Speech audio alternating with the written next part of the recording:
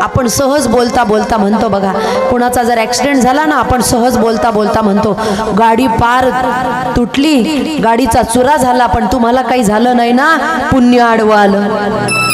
काय म्हणतो आपण? म्हणतो ना आपण, काय म्हणतो? पुण्य आडवं आलं.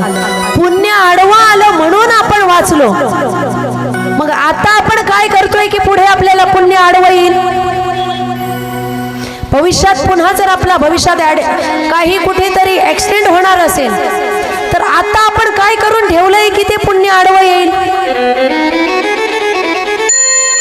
याचा विचार केला पाहिजे ना आपण. बँकेमध्ये पैसे असेल तर आपण काढायला जाऊ शकतो, बँकेत पैसे नाही तर आपण काढायला जाणार का? आधी जमा केले असतील तर आपण पटकन काढायला जाणार, क्षणभरात पैसे हातात मिळतील. तसं पुण्य असेल तर तो आडवा येईल आणि पुण्य नसेल तर तो आडवाही येणार. मग तो आडवा येण्यासाठी, संकटामधून आपण दूर होण्यासाठी आपण काय केलंय? किती वाऱ्या केल्या, किती वेळेस हरिपाठ म्हटला, किती वेळेस दान धर्म केला, किती वेळेस साधू संतांना घरी बोलावलं, पंगत घातली. कधी आपण मंदिर बांधत असताना दान धर्म केला, किती वेळेस ज्ञानेश्वरी गाथा वाचला.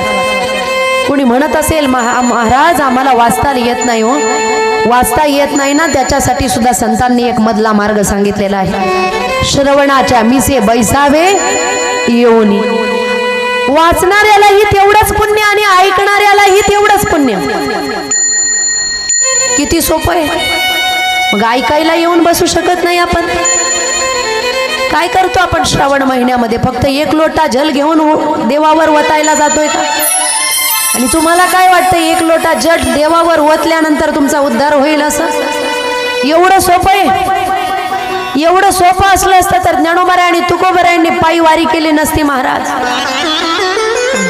एवढं सोपं नाहीये. एक लोटा जल आणि सारे समस्या का हल, एवढं सोपं नाहीये, एवढं सोपं नाहीये. परमार्थाचं गणित फार अवघड आहे महाराज. त्याच्यासाठी सर्वस्व समर्पित करावं लागतं, सर्वस्व द्यावं लागतं. सुंदर मंदिर आहे ना, श्रावण महिन्यामध्ये मंदिरात येऊन 2 तास पारायण केलं तर काय फरक पडतोय महाराज? रोज एक एक अध्याय जरी वाचला, महिनाभर चालू ठेवलं पारायण, तरी कोण बोलणार आहे तुम्हाला?